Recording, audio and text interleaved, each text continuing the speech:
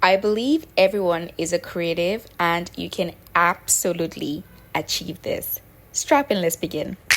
You'll need some edge tape, some kind of brush. You'd also need used cartons and your plywood that has been cut to your desired measurement. Mine was 18 by 20 and it was on a smooth surface.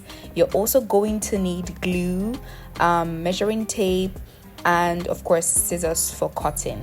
So I previously printed my banner, that's the drawing that you can see, 18 by 20 inches, but he thankfully left me the white part that you can see and the black part for me to be able to cut off when I am done pasting it to the board. So you need to cut out the old carton so that you can spread your glue with it. This is why I said you would need the cartons, okay? And please don't use your hands for this. Please don't use your hands for this. It's gonna get messy and things will be sticking to your hands, right? So unless you're wearing gloves, do not use your hands for this process. Use anything but your hands, okay? So after this, we're going to let it dry and then do the exact same thing on the banner. It is absolutely necessary to allow the glue to get tacky a bit, okay? Do not make the mistake to just rush and place things on top of each other with the glue. Let it get tacky first. I want to say a huge thank you to the creator on TikTok that I saw this video from, and I thought, Emine Picasso, I can do it too, you know? Plus, I genuinely want to know what you guys think about this process. We have an extremely sticky wallpaper and an extremely sticky board. So sticking both items together is so important. That is why I'm saying that if you're going to do this, make sure that when you print your banner, it's a little bit like slightly bigger than the 18 by 20 inches. So now we cut. That is such a clean cut. So we're going to flip it over, see how beautiful it looks. We still have the white part sticking out at the end of the picture, right? And that is what we want. So we're going to smooth out everything and keep to the side. For the used cartons, you can use whatever side feels natural to you, but I used these ones because they were easy to cut out of the entire thing, right? So you need at least 8 strips for the entire board. And this is how you do the measurement. So you can take your pencil, marker, whatever it is, and mark 1 inch. You see, just 1 inch, and that is going to give you at least 3 different cuts from just the one side, right? I don't know if you guys are visual learners, but I hope you are. I don't think I'm doing enough justice.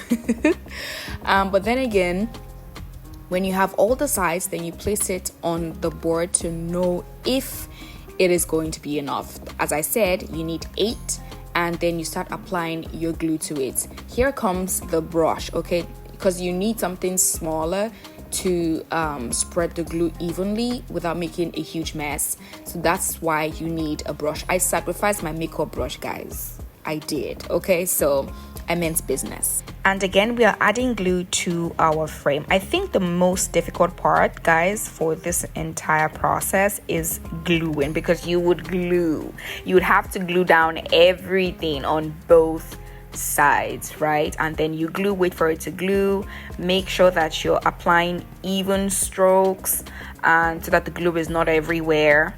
Yeah, I think that's the most difficult part of this thing. So then I began to apply the cut strips of the used carton on the sides. You see how thin they are? That's how yours should be if you're going to be recreating this. Very thin, very evenly distributed on the wall frame, but now I'm gonna call it a board.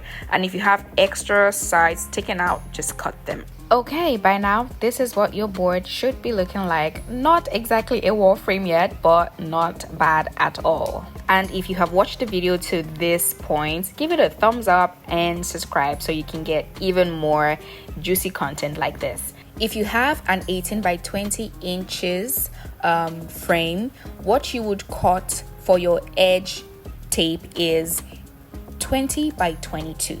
So you go 2 inches, above your wall frame. There's a reason for that. It's always better to have more to cut off, like excess, than having to patch things up just because you don't have enough in the first place, right? So if you have an 18 by 20 inches, 16 by 20 inches, for the 16 you automatically know that it's going to be 18, and for the 20 inches you know that it's going to be 22. Just have a little bit more than you need, right? So I recommend 2 inches. So we'll go back to our frame and apply the glue as well. Remember that the glue we added to the edge tape is sitting down, getting tacky, and so we have the time to do the same thing for here. Now the work is to properly apply the edge tape to the edges of the frame. Now, as I'm applying it, I am smoothing it out. It is very important to do this to get rid of air bubbles and any wrinkle at all. By now, it was already getting late and I had to turn on my ring lights just so I could see properly.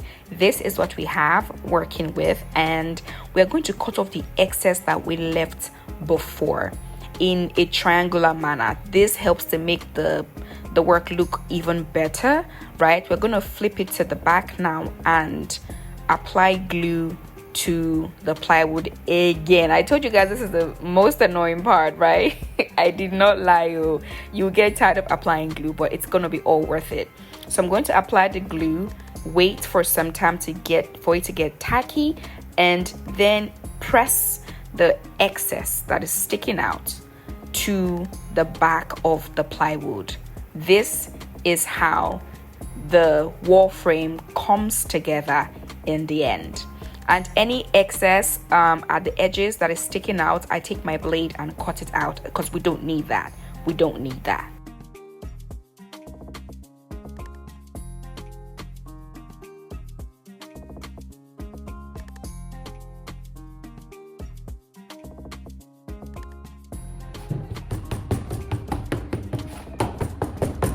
And right now we are like 95% done, and if you did everything the way you've seen it, it should be looking like this. Look at the edges, very neat, very clean, and it looks like it was professionally done, and that is what we want. Okay,